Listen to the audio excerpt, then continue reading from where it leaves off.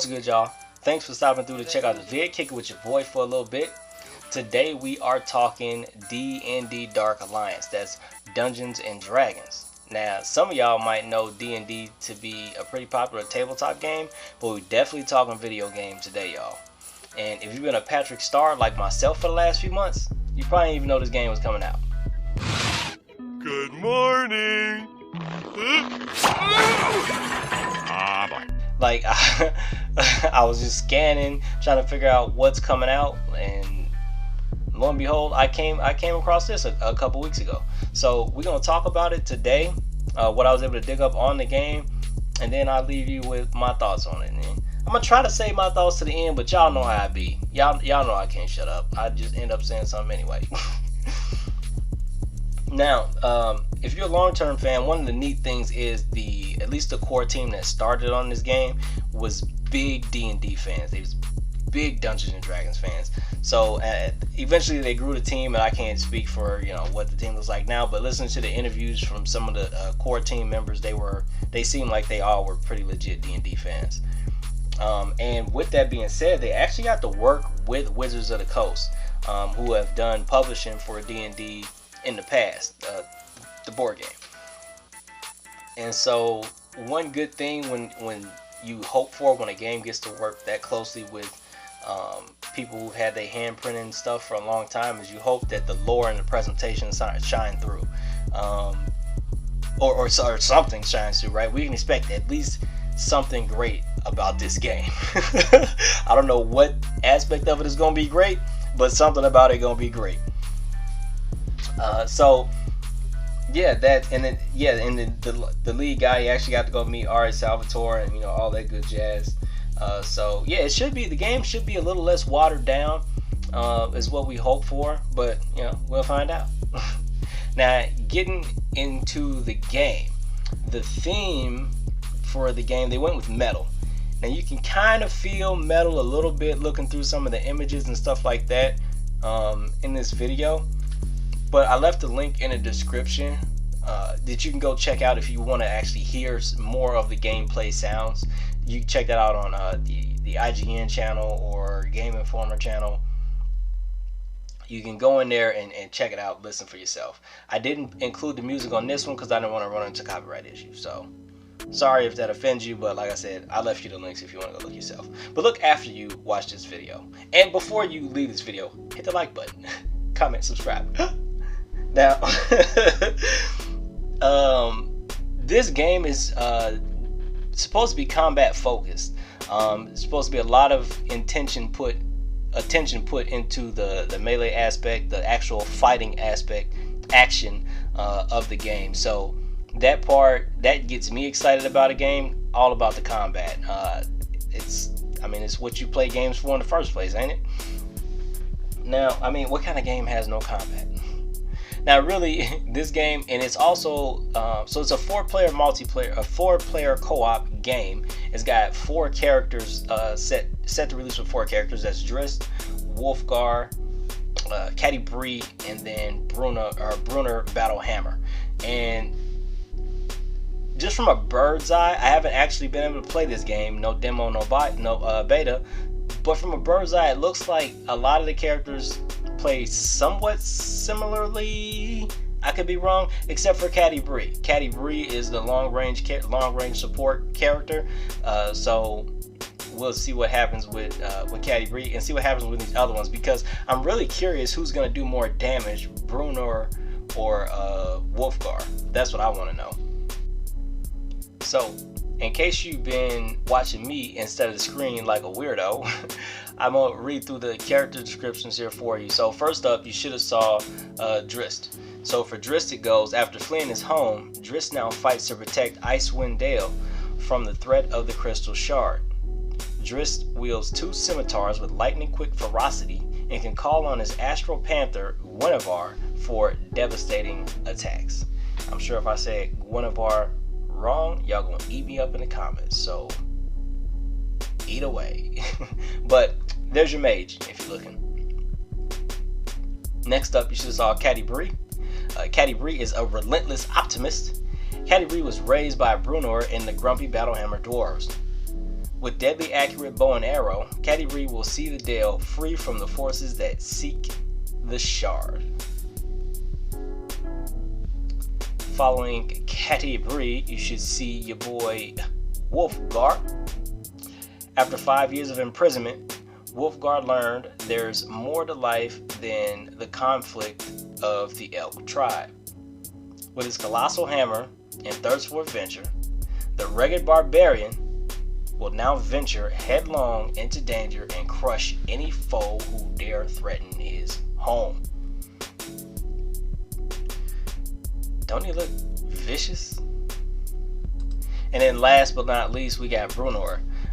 Having lost his throne to the invasion of monsters seeking the crystal shard, Brunor now uses his axe and shield to plow through his enemies with ease. But that won't stop him from grumbling about it. Brunor actually reminded me of it was a game I played growing up called Golden Axe. I don't think that dude actually had a shield, but I remember him having a little axe. He was a little short dude like Brunor. But that game went hard back in the day for the Sega Genesis. But so there you have your character descriptions. Now, getting into some of the release details. So this game is set to release June 22nd this year. It's going to release on Xbox Series S and X, Xbox One, Xbox Game Pass. So Microsoft is covered. And then also PS4 and PS5, along with PC, to include Steam and the Epic Game Store. Now, they have 3 pre-order offers for this game.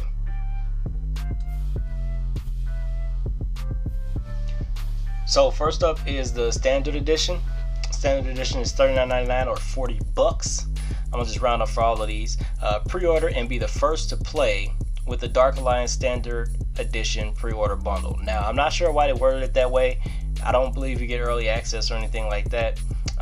But you get the Dark Alliance game, the Beholder weapon set. Characters in your party can wield a Beholder-themed scimitar, bow, axe, or a hammer. Obviously, we're gonna assume that depends on which character you decide to roll with. And next up is the Digital Deluxe Edition for $59.99 or 60 smacks. Your destiny awaits with the Dark Alliance Digital Deluxe Edition. Pre-order and claim the Dark Alliance video game, the Beholder weapon set, the Lich weapon set. Same as before, characters can wield a Lich-themed scimitar, bow, axe, or hammer.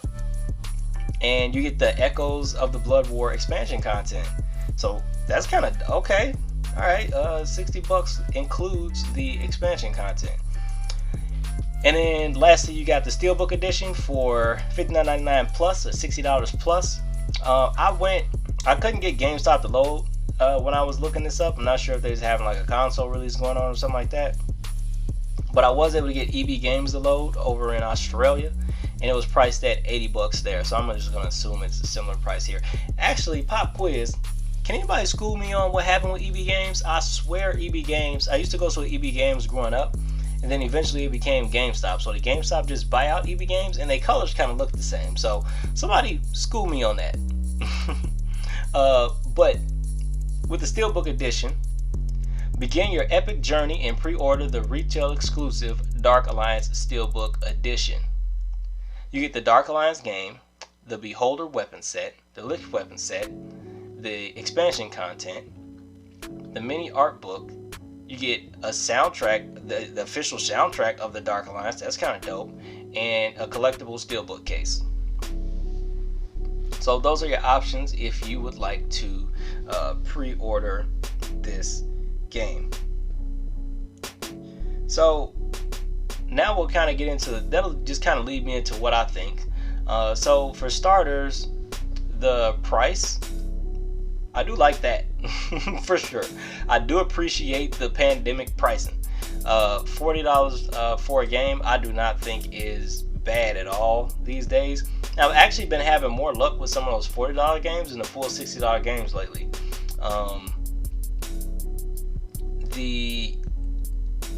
for the 2 hours later. expansion content to be included at the $60 price, I think is kind of dope. Now, I'm gonna assume that to get to that pricing, that's probably why we don't have like a demo or a beta. Personally, I do still like to at least get a demo. It doesn't have to be like a full-on beta, but I'd like to at least get a demo so I can, feel how the game plays. But being that, the price came down and we don't have those things, I'm not arguing with it. I'm not gonna argue with it. Not at all. So if you're nervous, just get the cheaper version, right? And so Polygon says this game has a Gears of War feel. And IGN says it plays like a familiar action RPG game with a unique feel.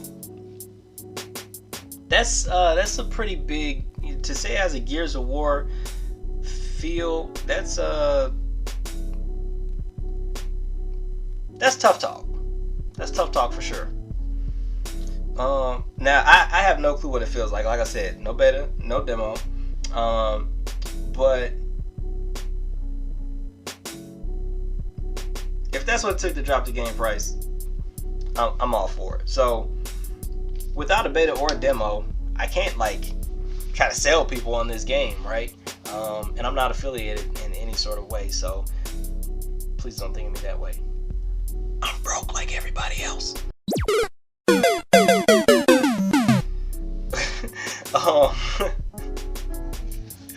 But I think what I am liking is that it has a 4-player co-op to kick it off. That I've been running into. Lately we've just been getting a lot of games that releases in 3s. One of the games that I'm actually having a lot of fun playing right now, Remnant from the Ashes, is also a 3-player co-op. Outriders released as 3-player co-op. So I don't know what the thing is, and Remnant is actually an older game, so don't try to throw that in there. It was actually a PC port that I've been playing on console. But and I do play on console and PC, so don't hate me. But I like that aspect of it. I don't know what has been with the the team of 3s lately, but that's just that's been a thing for a while, and I'm hoping that this is the start of that maybe breaking back up. Moving on to the next thing that gets me excited is it sounds like they put a fair amount of attention into the combat. So I was also a fan of Elder Scrolls. One of my issues with the last Elder Scrolls, at least the console version, was the melee. I did not like the melee at all. For it felt like it was basically non-existent. It was garbage. This game looks like it tied in a lot of melee, so I got hopes for that. That's getting me excited about the game, and I think I'm liking that because I was getting all pumped up for Diablo 4, and come to find out Diablo 4 might not even release till 2023 now. It's crazy. So this game gives me a little bit of hope of something to look forward to this year that might drop. So maybe this game can drop and suck up a decent amount of time, and it'll be able to carry us on until we get out of this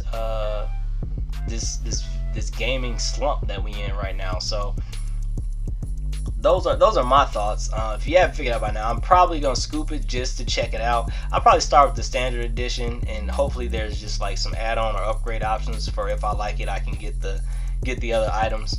Might end up paying the extra $5-10 in the end, but at least I'm not risking it all from the start and then maybe not liking the game. So that's what I'm gonna do, but I'm not here to advise you on what to purchase with your hard-earned dollars. That is for you to decide. With that being said, I hope you got something out of the video, or if you didn't get nothing out of the video, hope you at least enjoyed kicking it with me.